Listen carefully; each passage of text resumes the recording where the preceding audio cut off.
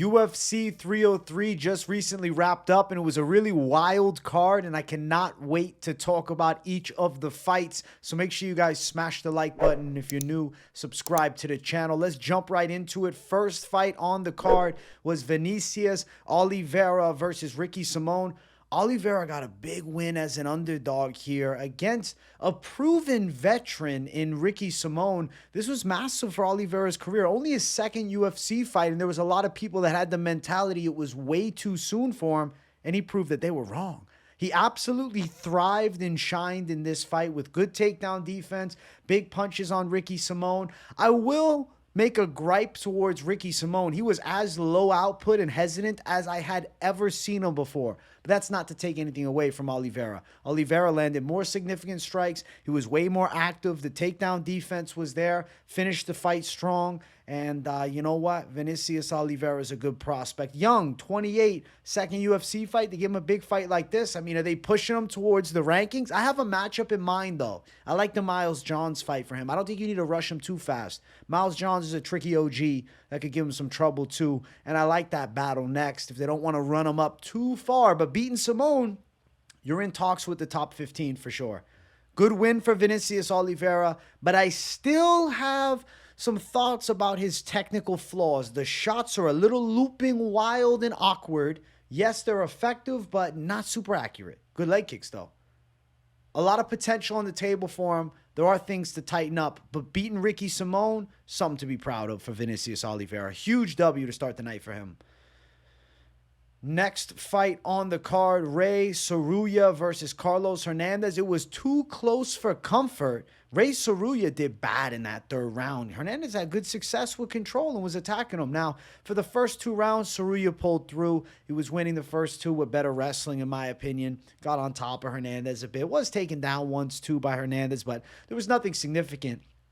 Coming into this fight, I recognized Hernandez could give Tsuruya a tricky fight, kind of like Mark Climaco did on that Road to UFC tournament, and he pretty much did. He exceeded it. I mean, he did even better than Climaco did.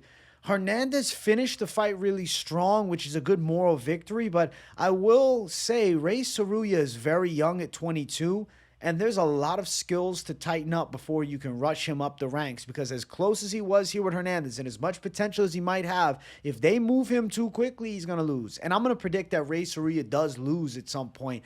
People thought he was going to get fraud checked in this fight. This was like a big statement. People were like, yeah, this is the guy to fraud check him. A solid amount of people picked Hernandez as a dog. Not saying he was a massive people's pick, but, 10% here. But people online picked him. There was people on his side. I knew that Hernandez wasn't the guy to fraud check him. But I will tell you, Tsuruya is going to be a favorite in fights forthcoming, and I do think there's a high probability that he ends up taking an L. But that doesn't mean he's a fraud. He's still got a decent future in MMA. It's just he's incredibly young and still a raw talent, and there's some things for him certainly to tighten up. Nonetheless, beat Carlos Hernandez. Just losing that third round wasn't a good look. Next fight, Martin Buday, Andre Arlovski. Can I get a pillow, actually, to break this one down? Because I'm ready to take a nap talking about this fight. I'd rather not. Split decision. Buday is somehow 5-1 in the UFC, 14-2 as a pro-UFC fighter. But for some reason, he's also seeming like one of the worst guys on the roster at heavyweight. I don't understand, man. Arlovski's 45, almost 46, and Buday's just smothering him against the cage. He gets a split decision. He didn't win 30-27. That was bullshit. He definitely lost the third round. I could see 29-28, though. So I didn't call it a robbery. But Sal D'Amato, he needs his vision checked. He's one of the worst scorers in MMA history. Terrible judge. Arlovski looked okay, but even the commentary was on it. He fights at a sparring pace. I don't think he needs to be fighting in the UFC anymore. He's lost 4 straight fights. Maybe he goes to boxing after this and does some celebrity fights. I can see that for him. I'm down with it. Let him make more money. Martin Buday used this, slovenly, walrus-like pressure. Okay, striking. He landed a couple uppercuts. There's really nothing to note about Buday and give high praise. I mean, yeah, I'm giving more to Arlovski because of his age, but there's not much to give Arlovski either. It's just Buday's supposed to be this young killer. You look on paper, 14-2. You would think he's a monster. The reality is, Buday is not very good, man. And there is a far divide between his level and the top 10. And I don't think he ever makes it there. But still, Marvin Buday with a win. Nonetheless, split decision win. Jillian Robertson, Michelle Waterson-Gomez. It was a really sweet send-off from Michelle Waterson-Gomez after losing the fight. I actually really liked that. It was nice. But let's not act like she didn't get destroyed. Holy shit. Jillian Robertson beat the shit out of her.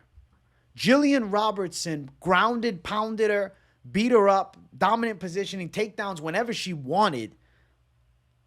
For lack of a better term, she made with Michelle Waterson her bitch. And respect to Karate Hottie going out, fighting a great UFC career. She was decent. I was an OG Karate Hottie fan, but damn, Jillian Robertson is strong on top. She's got crazy top control. She got really good takedowns. There's a lot to like about Jillian Robertson moving up, man. I feel like at 29 and as much experience she's already accrued in the UFC, she's got good potential in this top 15. I don't know an exact opponent, but there's going to be somebody. And if you don't got takedown defense on point and you don't got get-up game on point, Jillian Robertson is live to beat the shit out of you from top. So big win for Jillian Robertson here. Karate Hottie, congrats on the career. It was time to retire. Next fight, Payton Talbott, Ghemmouri. I would consider this to be about as much of a showcase fight as you can give somebody. It wasn't close in the slightest of margins. Ghemmouri got hit with one straight punch, fell on his back. He probably could have got stopped in 9 seconds, but the ref let Talbott ground and pound him a bit. Talbott didn't even want to. He took it, so he's like, all right, and then finishes him off with big ground and pound. Payton Talbott's that guy. He's slick as they come. He's got that thing, and I really believe he's an exciting bantamweight to watch. I don't know who they're going to get for him next, but he called out Adrian Yanez, and Yanez replied on Twitter with the eyes, let's make that fight. I think let's make that fight. Yanez was maybe supposed to be what Talbott truly is, and that's a future contender. I'm very excited for Payton Talbott, man. Super slick, super quick, gifted athlete with incredible timing, and I think he's got... I'm telling you, I think he's got a super bright future. Ghemmouri got destroyed in one shot. Bad look for Ghemmouri, man. He looked worse than Val Woodburn out there. Holy hell. Good shit for Payton Talbott. Showcase and a half and a prospect to get excited about. Next fight, Gene Silva and Charles Jourdain. I was kicking myself because I pick flipped from Gene Silva, who I had all fucking week. And then after weigh-in, I said, no, I think I'm going Jourdain. I want to fucking smack myself hard one time. I deserve that. Gene Silva looked like a badass, though. His boxing was powerful as hell. Jourdain's only got kicks. He's got no power. He can't keep anybody off of him. Nobody fears Jourdain's hands. See, hits like a light fly. I don't know, like a fruit fly, man. No power in Jourdain's punches. He's got snapping kicks, but what are you going to do? He doesn't rip the legs that well. Silva hurt him, dropped him, finished him. My God. Dropped him in the first round, finished him off in the second round. Gene Silva's a bad man. Gene Silva's a bad man. Powerful, like stocky for the weight class. Apologized about the weight miss too. Said he fell down a flight of stairs. I'm like, how the fuck did that happen? I don't know. Gene Silva's nasty, man. His hands are devastating. He walks people down. He bullies them. He doesn't respect. He has fun in there, though. I like that he touch gloves. But, man, absolute killer. Gene Silva has a really bright potential because second UFC fight and taking on an experienced guy in Charles Jourdain that's fought a lot of good fighters and went distance with a lot of good fighters and gave them tough fights. Gene Silva's a problem at 27. Gene Silva's got the goods. The Canadians, man, holy hell. They had a rough night. Rough night for Canadian MMA, man. GSP's a legend, but outside of him, I don't know. You guys got OAM, I guess. Mercier. I guess Mike Malott is your guys' saving grace if you're over in Canada. I'm sorry to the Canadian fans, bro. I hope you guys turn up a bit. Gene Silva's a Brazilian killer, and Charles Jourdain stood no chance. He got absolutely worked. Gene Silva's a bad man, and I cannot wait for his next fight. Made a fan out of me more than I already was. Way more. He's that guy. Andre Fili, Cub Swanson. This ended up being fight of the night. And it was close. Andre Fili at the end of it was working those takedowns to try to get some recovery time. But he landed some takedowns, some decent punches on the feet. Swanson hit him hard back. I'll tell you something. If you're talking about Cub Swanson needing to retire, shut up. Because I don't think Cub Swanson needs to retire. Cub Swanson was absolutely game against Fili, and if this is a 5-round fight, I don't know how it goes. Cub Swanson's hands look super quick. What's there not to like? At 40, he still moves great. Fili got him by this much. He barely beat him. Fili was surviving at the end. Both guys throwing hard back, too, which I love to see. They were mixing it up. Fili stole it late by just a little bit. He stole it late and won the fight. but close, 29-28. I thought Fili got it 2-1. But Cub Swanson deserves praise, man. Landed some clean shots on the feet. His hands look smooth in this fight.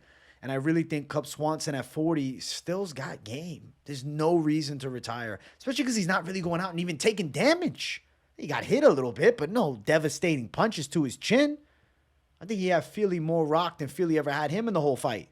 So respect to Cub Swanson in loss here. Fili beat a tough OG, and this is a nice name on the resume for Fili. Fili's a tough guy, good journeyman. He's a team alpha male guy. He represents over there. He's decent. Cub Swanson at one point was elite level, and even though he's not anymore, he still can compete with some pretty decent dudes at 145 pounds. So definitely not Cub Swanson need to retire just because he's 40. If he wants to keep fighting, keep giving him fights. Next fight on the card, it was our featured prelim of the night. It was also my lock of the card, which Joe Pyfer is that guy. The knockout call was A tier.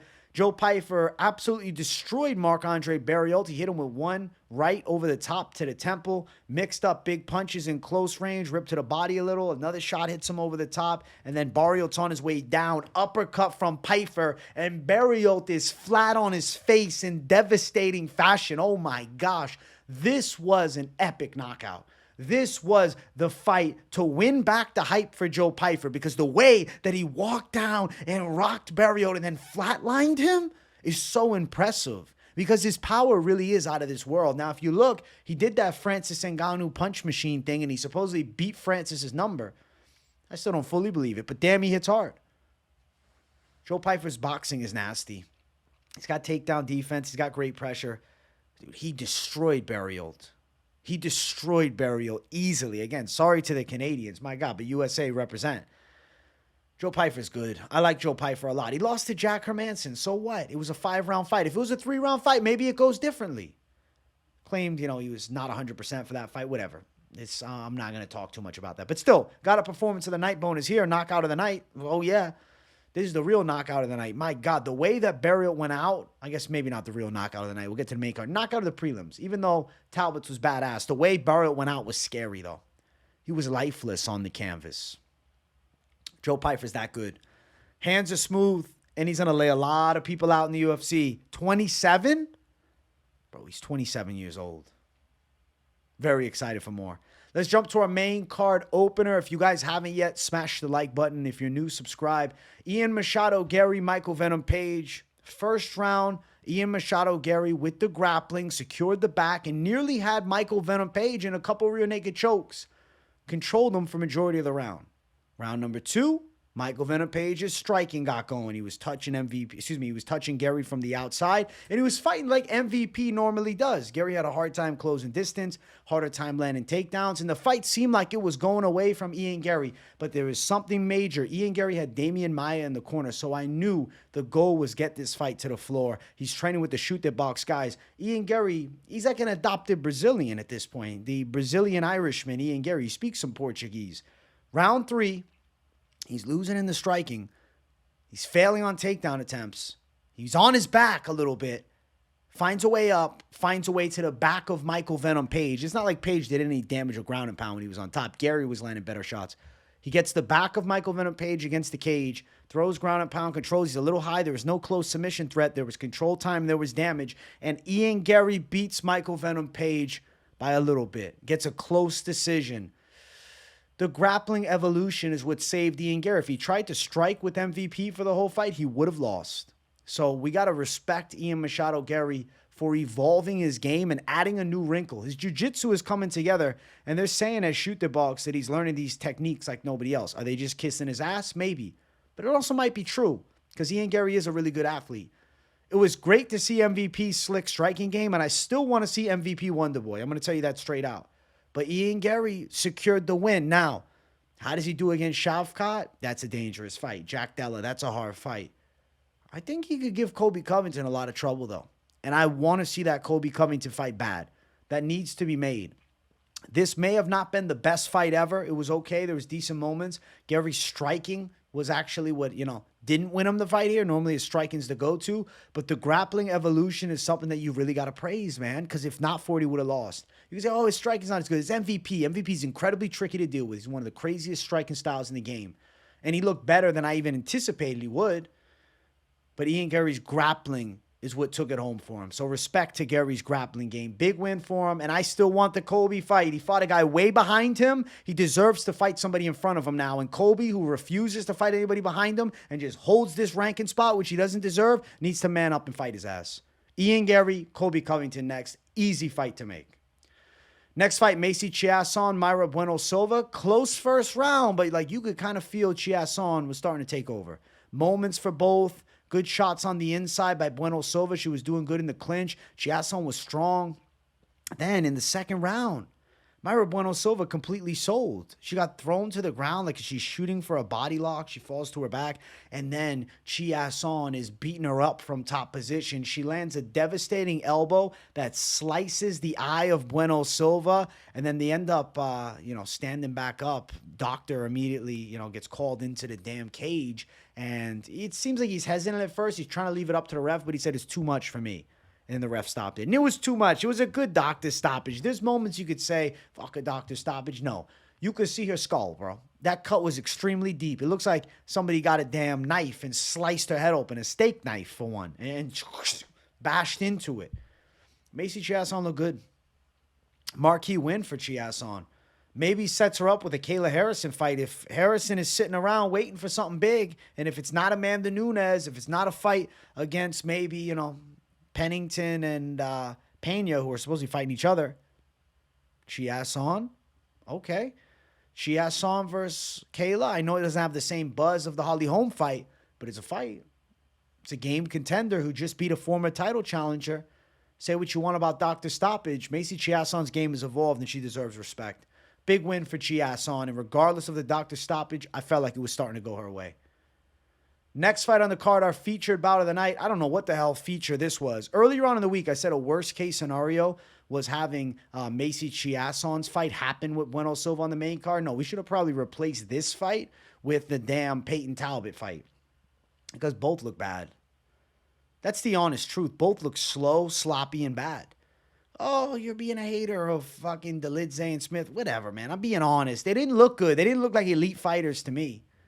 It's a light heavyweight fight. Dolidze is normally a middleweight. He was throwing some looping shit. Smith looked hesitant, patient, too patient, slow.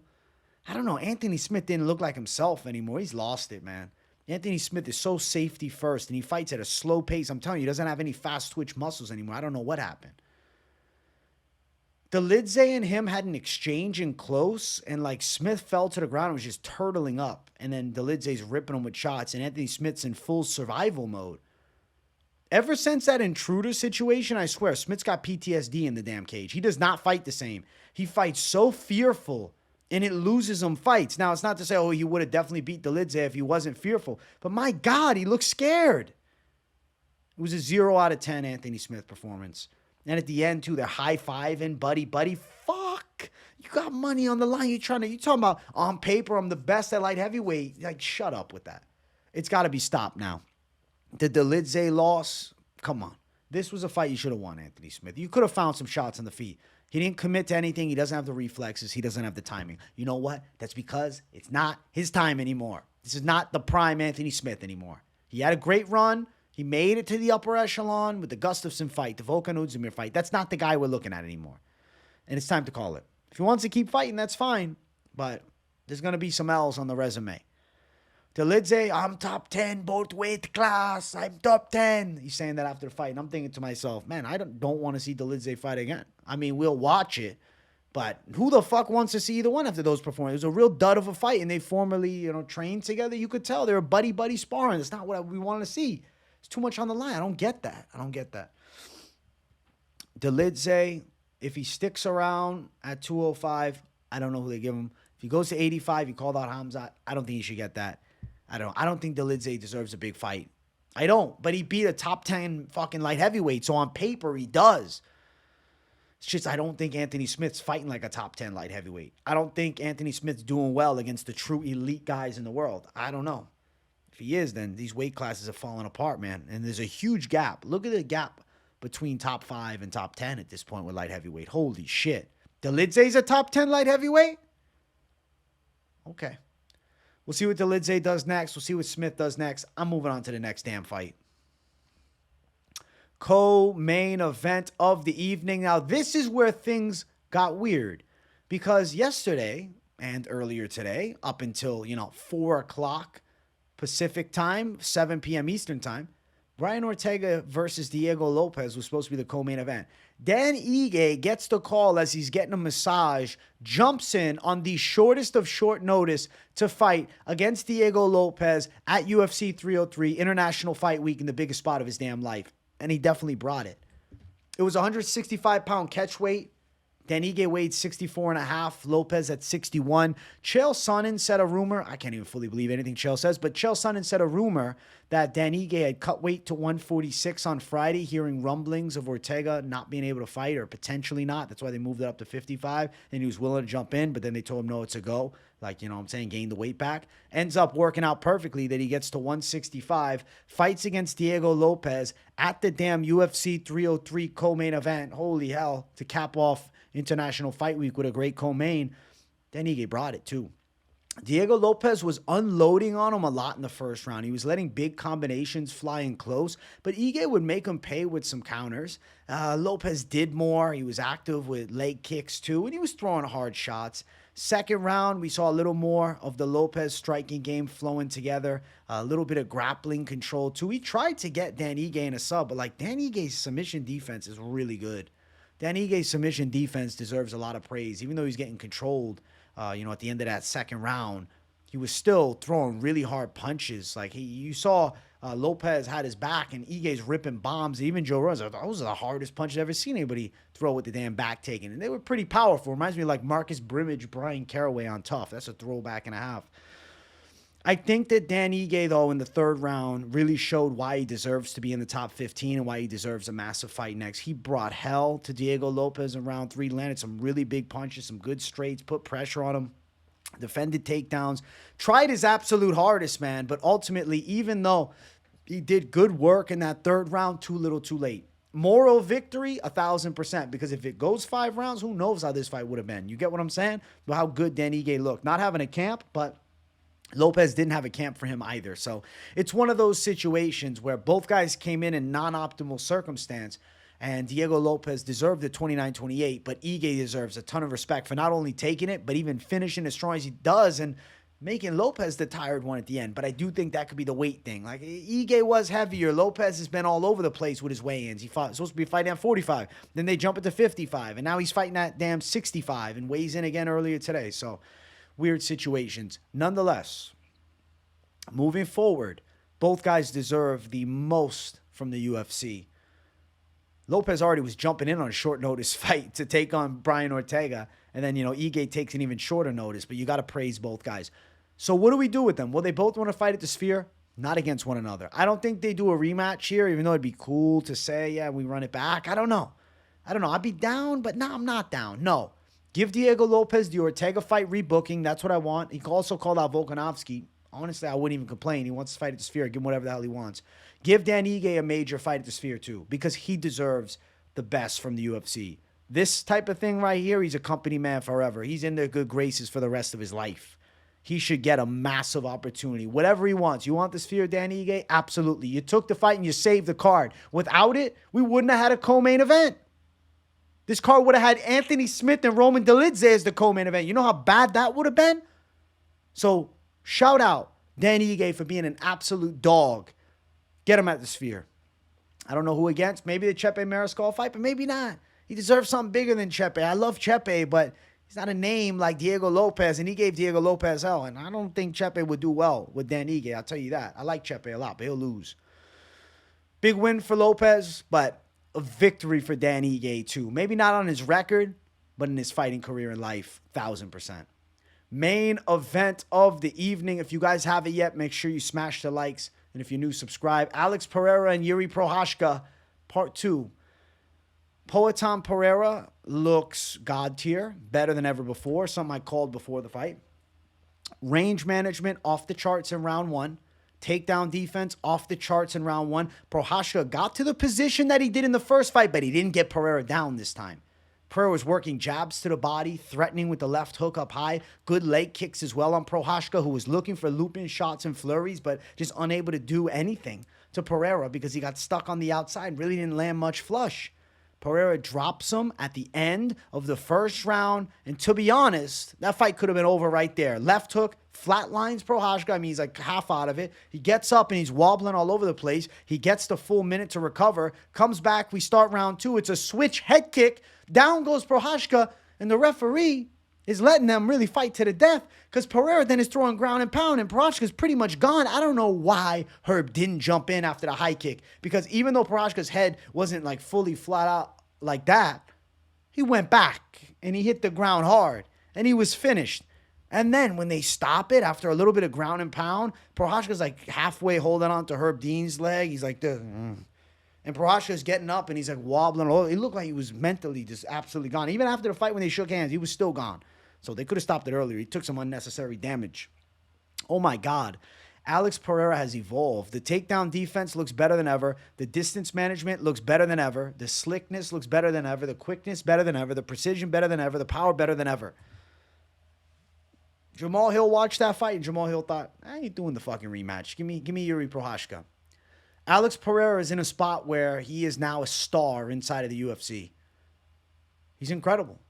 And I think, as much as this is probably unrealistic, Joe Rogan pushing the heavyweight narrative, right, of getting Pereira a title fight at heavyweight, even though it's a logjam, this and that, the fight between Jon Jones and Alex Pereira would be record-breaking. That would be one of the biggest and most badass fights of all time.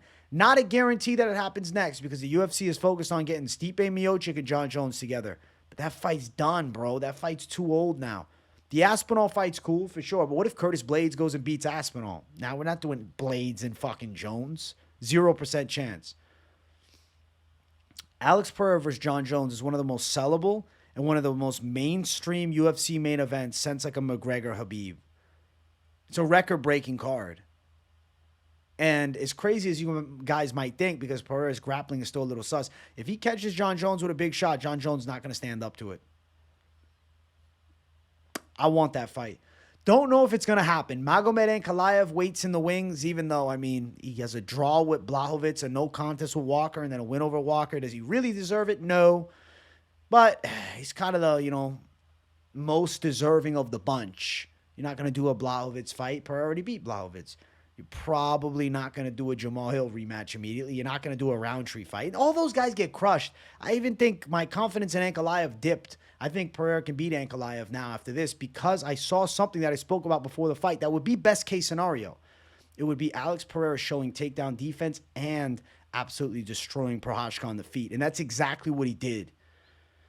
How can you not be excited about the Alex Pereira era? I mean, this is great for the UFC.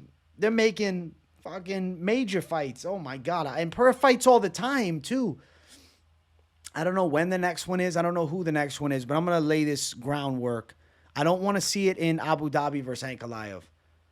I know Pereira would be willing to, but stop giving the fucking privilege to the Middle East fighters. It's bullshit, the Muslim fighters. No, I don't stand on that. Magomed Ankalaev needs to come to either Brazil or America, and he needs to fight Alex Pereira at a major stateside venue. That's what I want. Now, I know they might push to bring it in Saudi, but I don't support that at all. Keep it stateside. I don't think that a non-champ should have this fucking benefit fighting on your home turf. Get the hell out of here. We saw it with Makhachev Oliveira the first time. I don't stand on that at all. The unfair advantages of home field advantage when you ain't the champ. The champ should have home field advantage, to be honest. Do it in Brazil. So, Pereira, Ankalaev, if it's next, it's next, but I don't give a shit about that. I want to see Jon Jones. That's a hope. It's a pipe dream, but it's a hope. Maybe even Aspinall. For Procházka, I like the Khalil Roundtree fight. I like the Jamal Hill fight. There's still a lot of fights for him. He's still a great fighter. It's just that black magic Pereira's using, it works differently, man. And Jiří Procházka couldn't deal. Legendary Procházka, but ultimately it's not the black magic that makes Pereira so good. It's exactly what he said. It's the damn training, the commitment to the game. Oh, and you know what was weird? I was listening to the UFC post-fight show before I started recording this for like a minute. Chael Sonnen was saying, the stylistic matchup of guys that can give Pereira trouble, like he said Jon Jones or Ankalaev or Anthony Smith. Guys, we need to roast the hell out of Chael. Anthony Smith would get destroyed by Alex Pereira. This bullshit narrative that Smith has put out and somehow Chael is backing that Anthony Smith would survive a round with Alex Pereira are delusional. Look how bad he did against Dolidze. He wouldn't get Pereira down and he would get flatline knocked out on the feet. And I believe if he fought Alex Pereira, he would never be able to fight in MMA again. He'd take so much damage. So yeah, I'm shutting that bullshit down. Chael, what the hell are you talking about? That was UFC 303. And damn, it was a weird card, but it was also an amazing card that came together at the last minute. It was supposed to be McGregor-Chandler. It ends up being Pereira-Procházka. We have totally different co-main events. This card was crazy. It was essentially cursed, but cursed to be great. Now, with the main event, I won perfect prediction with Alex Pereira over Procházka, and it was a confident pick too. On the live stream, I picked Diego Lopes over Dan Ige, so got a win there. I'm embarrassed of this. I had Smith to win over Dolidze, absolute L prediction. I thought Bueno Silva could get Chiasson, which was dumb. She took an L. Had Ian Garry by Michael Venom Page. That was a money call. Had Joe Pyfer as the lock of the week over Marc-Andre Barriault. Had Andre Fili over Swanson, money call. Had Gene Silva earlier in the week, but then post-weigh-in, I'm like, yeah, I'm pick flipping. So me after post-weigh-in, I need to smack myself sometimes before I record. Had Payton Talbott by knockout over Ghemmouri, money call. Thought Michelle Waterson-Gomez could put up a fight as a dog, way wrong. Thought Buday and Arlovski might go Arlovski's way, was wrong, but I mean, the fight sucked either way. I'm not even tripping. Had Rei Tsuruya, over Hernandez, money call. Had Oliveira as the first underdog on the card over Simón, and that hit too. Was Oliveira the biggest dog that hit on the card? I think he was. Gene Silva close money. I think he was the biggest dog that hit on the card. Yeah. Oh, shit. So you know what? I deserve some praise because I hit the biggest dog on the card to start the night off. 1 win, 2 win, 3 win, 4 win, 5 win, 6 win, 7 win, 8 wins, 5 losses. Should have been 9-4 if I didn't just stray away with delusion. And if somehow I got out of the Anthony Smith delusion side, I would have had fucking double digits. But it's all right. We come back better. Off week from the UFC this coming week, but I'll still have content. I'm going on vacation, man. I got a flight in a couple hours. I'm literally leaving my house in about 2.5 hours to go to the damn airport. And it's 2:13 a.m. So I'm getting there at like 5 in the morning. So, guys, I appreciate you all. Make sure you smash the likes. Let me know what you thought of the fights in the comments. Got me on live stream for like over 7+ hours. Apologies. You guys are tremendous. I love each and every one of you. Thank you for supporting me. 33,600 was hit on the live stream. So the army's getting big. And thank you guys, for real. I'll see you all on the next one. Peace out. Have a great night, everybody.